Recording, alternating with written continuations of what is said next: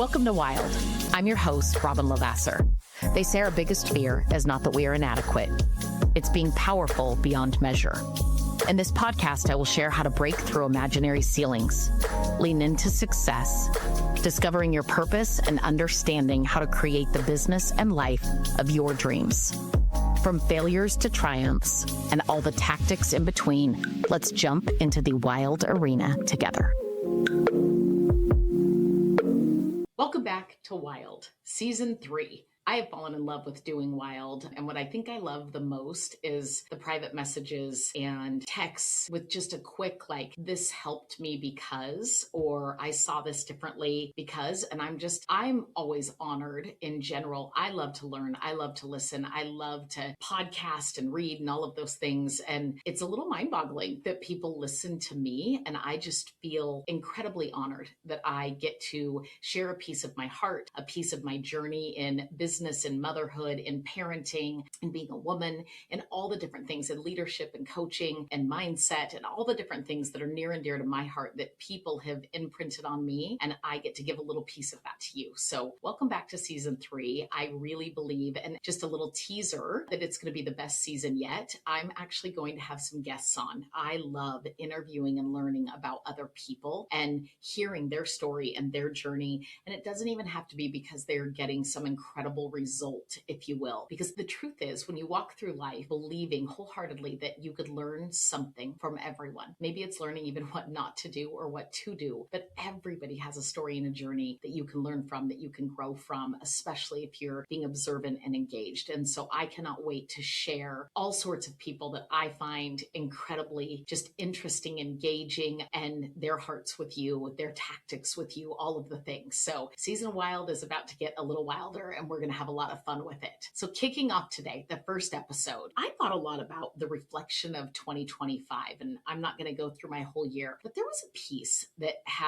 I've shared it with a lot of people, not in a braggy way, not in a, this is the story that I'm about to tell. While it has me involved in it, really had nothing to do with me. And because I really believe so many people start to go through this. And so we have a young lady, maybe she'll be a guest on here at some point, who is making a career decision to shift out of what she has always done and been into something that works better for her. And she's a single mom and her daughter. And in doing that, she took a scary, scary leap to get her license and become a loan officer. No experience, no knowledge, but a whole heck of a lot of grit. She has played sports her entire life and coached, and you could just see athlete written all over her, and just strong, capable, powerful woman. And how vulnerable to step out of something that you know well, that you are for sure good at, into something that you've never done before. And she not only did it, but did it with tenacity, did it with such vigor, if you will, which I know as the athlete, sometimes that athletic side that I'm used to being coached, I'm used to being on a team, I'm used to being critiqued and working to get better, I think serves us really well in many aspects of life. I know it really has helped me being an athlete. Not that you can't do well not being an athlete, but she took the coaching and everything and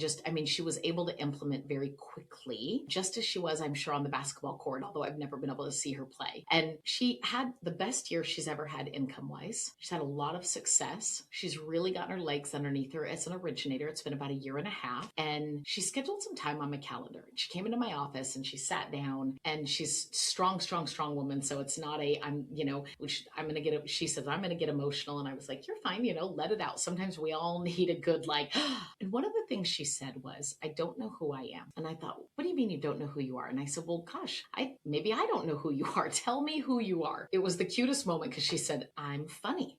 I'm really funny and I'm fun. And I was like, okay. And the truth is, I hadn't really seen that at the office, but we don't spend every waking moment with each other, right? We're often talking about a scenario with realtors or clients and those things. So we don't kind of go into that fun zone, if you will. But I was like, I believe you. I think you're probably fun. And she's like, no, but I'm not anymore. And I was like, where is this going? And all of a sudden I thought, maybe she's quitting. Maybe she's stepping away, which was shocking to me because she literally in her first year, she cleared over 6 figures. She closed a lot of loans. I'm like, what, how are you not in love? And I have a bias, a lens, if you will, because I've been in love with this industry and this career and lending directly and being a loan officer since day one that I stepped in. And so I'm like, how are you not just celebrating and thrilled with yourself? But I could see, if you will, kind of a darkness there that I was like, oh gosh, you really feel lost. And she started to explain. And she said to me, I don't know who I am in this industry. And so we talked and talked and talked about a lot of different things,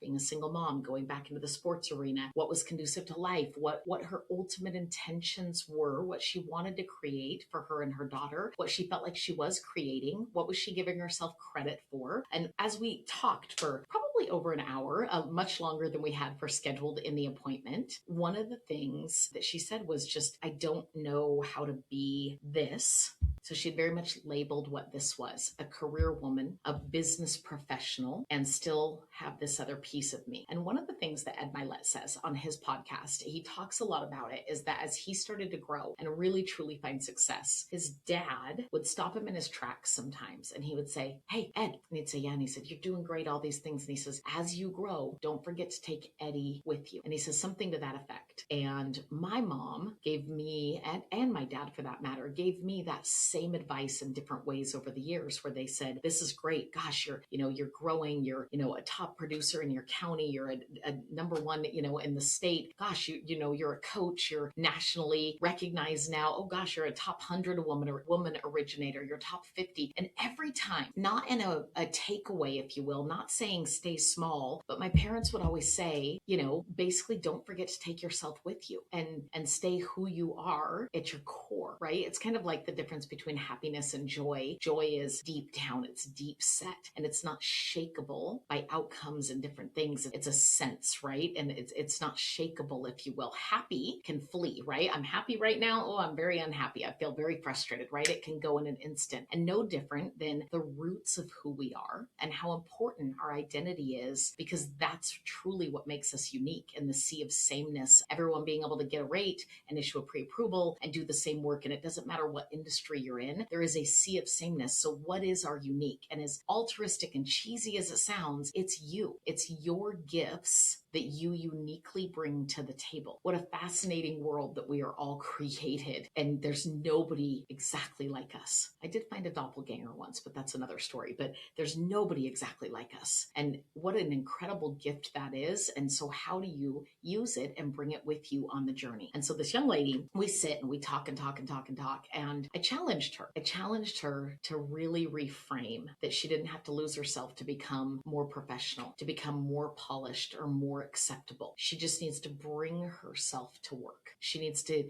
make it part of who she is versus it transforming. And that doesn't mean we don't grow and that we don't change and that things don't, happen and we evolve, if you will, by our choice. But losing pieces of ourselves, that's in our control. We make choices that might say, hey, I have to shed this piece of me, and I'm happy to do it because I get all of this. And so as we're chatting about everything, and I challenged her to maybe see it differently, and maybe she had written a narrative, which we often do, that said, the only way to do this is to grind. The only way to do this is to be very serious. The only way to do this well is to be in heels and a blazer and a suit. The only way to do this is to go all in and leave this other piece of myself behind. And the freedom in what we do, because of the flexibility, if you will, it's not that you don't grind. It's that when you are at work, you want to be all in at work, but no part of it says, by the way, be all in at work, but be this version of all in. None of it says that. It says be your version, right? Be your version of all in. And so I know that one of the most powerful things that I've ever done is I've never shied away, even in the climate and anything else, that I'm a mom of 5 kids and that my husband and my children and my family on the whole come first. I've never shied away from my Christian faith, and that Jesus for me comes first, right? Like I've never shied away from those things. And that might mean that there are pieces that don't fit with everybody else, but I'm not working to fit with everybody else. I'm working to fit with myself. And so the industry,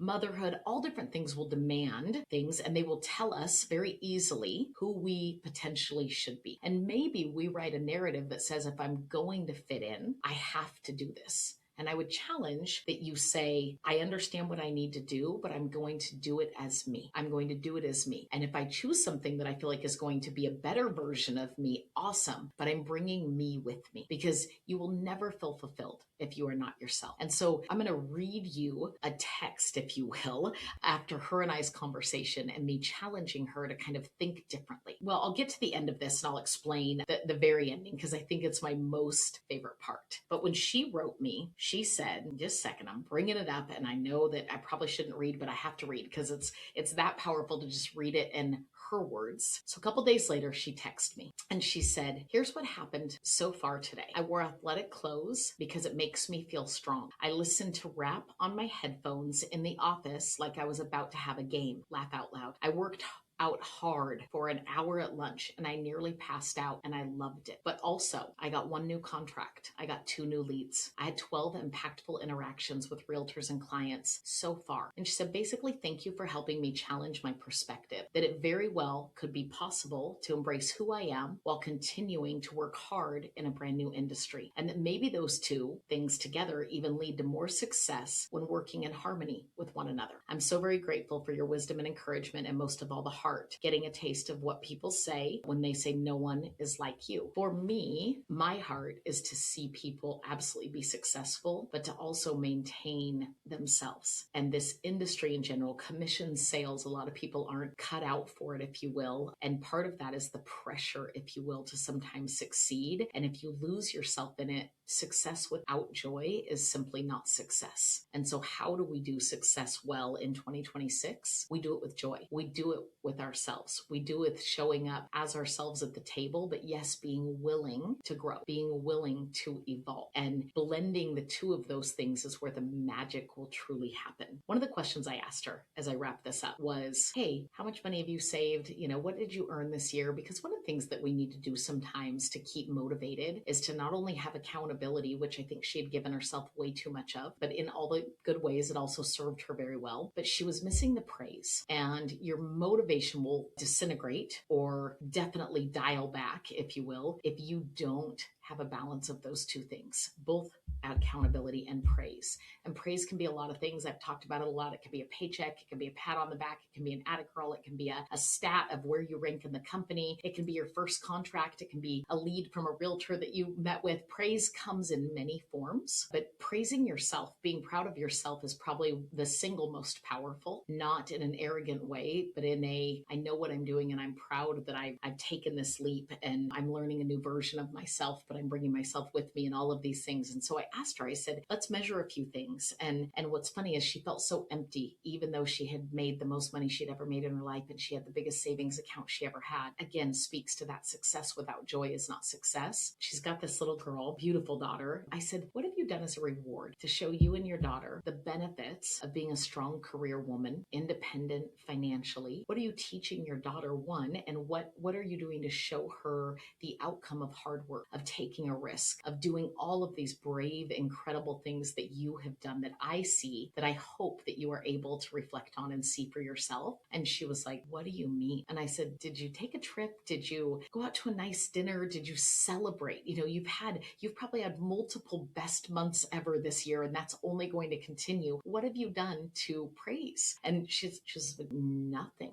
I've just been working really hard. And I said, that's the missing ingredient. Sometimes we need to pause. Now, where people get this wrong is they have their biggest paycheck and they literally go on a 3-week vacation. That's not the right thing. That's a bad idea, right? We get way ahead of ourselves. Sometimes we overpraise, we overindulge, if you will, and that can throw things very much off, both financially and then also in business. So be very careful with that. In saying that, we have to go in sprints. You see Jesse, I think it's Itzler, if I'm saying his last name right, it might be Eitzler, married to Sarah Blakely, who is the owner of Spakes. I think I'm saying all that right. He has that big blank calendar, if you will, the big planner. I have it actually right here. So he has this and he's like, own your life, right? Own your decisions of what you're doing. And so I asked her, I said, I would like you to find a reward. And she's still just blank faced. And she says, wouldn't that be reckless or foolish? And I said, no. I mean, I'm not telling you to go on a $20,000, 4 week in Hawaii vacation by any means, but go do something really fun that you reap the rewards of hard work. That's part of why we work, right? To then be able to go create memories and joy in other ways. And we trade our work time, if you will, our personal time to go to work, and we do that in order to make money. How important is it? Then we use some of that money, buy some things that will also bring us joy, memories, impact. And I said, have you ever been to Disneyland with your daughter? Just no.